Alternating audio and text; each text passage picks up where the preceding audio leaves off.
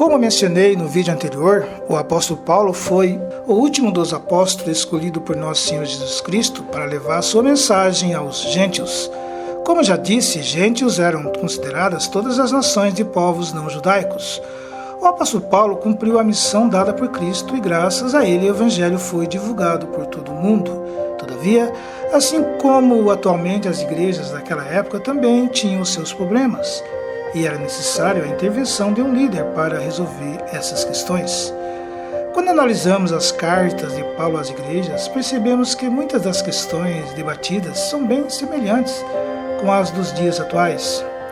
Mas antes de entrar nesse assunto, se você já é inscrito no meu canal, meu muito obrigado. Se ainda não é, se inscreva, deixe o seu like e, se possível, compartilhe esse conteúdo com seus amigos em suas redes sociais. Na carta de Paulo aos Gálatas, logo no início, ele se apresenta e deixa bem claro quem o chamou para pregar o Evangelho.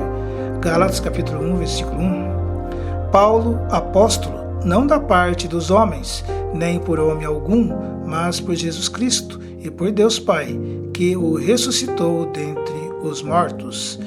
Na carta aos Gálatas, Paulo trata de vários assuntos.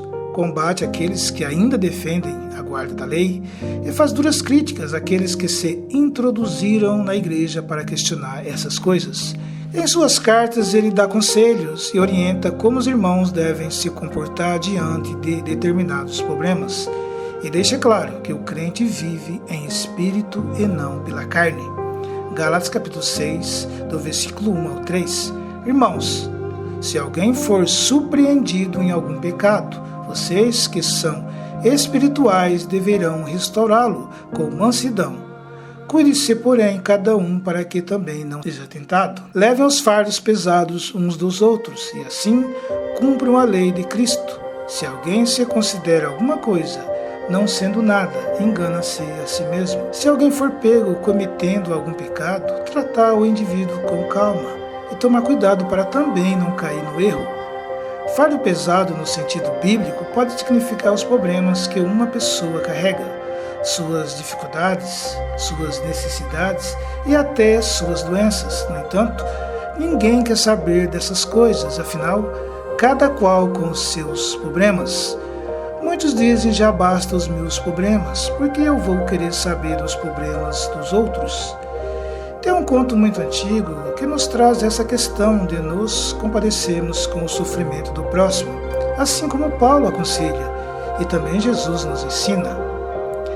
Certa vez, dois senhores idosos estavam viajando a pé numa região deserta. Fazia muito frio e os dois, sem agasalhos, se defendiam como podiam dos golpes do vento gelado. De repente, encontraram uma criança semigelada, que também estava passando por ali e fora surpreendida pelo frio. A criança estava deitadinha no chão e encolhida, tremendo de frio. Um dos homens parou para socorrê-la. O outro lhe disse, irritado: "A nossa situação exige pressa. Vamos embora e deixe o menino aí." Entretanto, o colega não teve coragem de abandonar o garotinho, pegou nos braços e foi caminhando.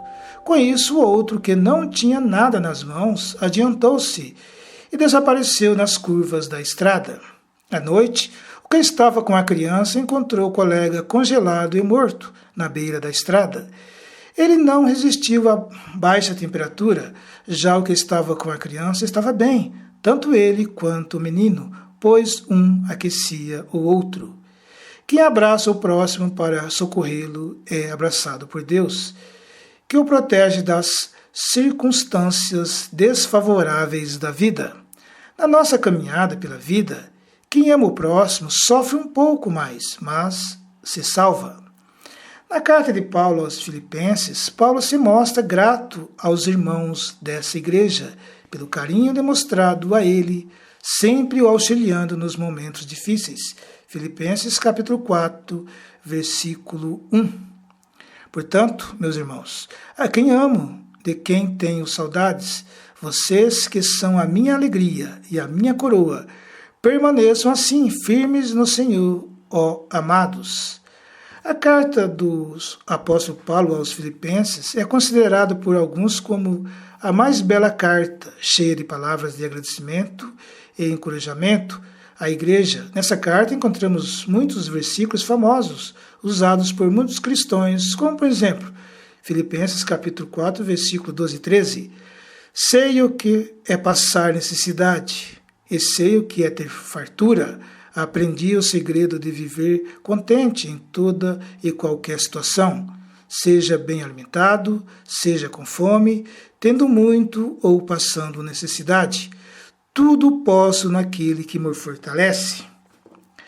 O apóstolo Paulo reconhecia a fidelidade dos irmãos, assim como em algumas cartas ele chamava a atenção da igreja, pedindo que a igreja se voltasse para Cristo, que os irmãos deveriam dar prioridade às coisas espirituais. Ele também reconhece quando a igreja é fiel e cumpre o seu papel de igreja de Cristo. Uma das questões que Paulo sempre traz em suas cartas é a necessidade dos irmãos se voltarem para as coisas espirituais, deixando de lado as carnais. Na carta aos Coríntios, ele volta a tocar nesse assunto. 1 Coríntios capítulo 2, versículo 14 e 16. Ora, o homem natural não compreende as coisas do Espírito de Deus, porque lhe parecem loucura, e não pode entendê-las, porque elas se discernem espiritualmente. Mas o que é espiritual discerne bem tudo, e ele de ninguém é discernido.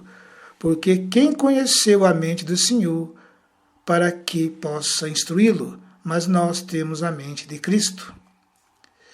Quando estudamos as cartas do apóstolo Paulo às igrejas, percebemos o cuidado que ele tinha em deixar bem claro, primeiro, quem o enviou a pregar o evangelho aos gentios, segundo, que não vivemos mais pela lei, e sim pela graça.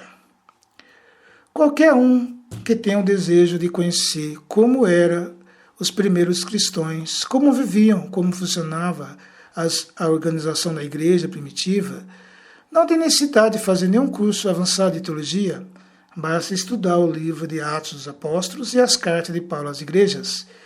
Isso é muito importante para qualquer um que queira aprender um pouco mais sobre as bases da igreja.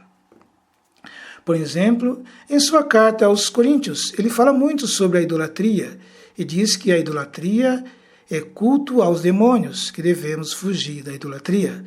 Mas esse é um assunto para o próximo vídeo. Que a paz de nosso Senhor Jesus Cristo esteja sobre todos nós.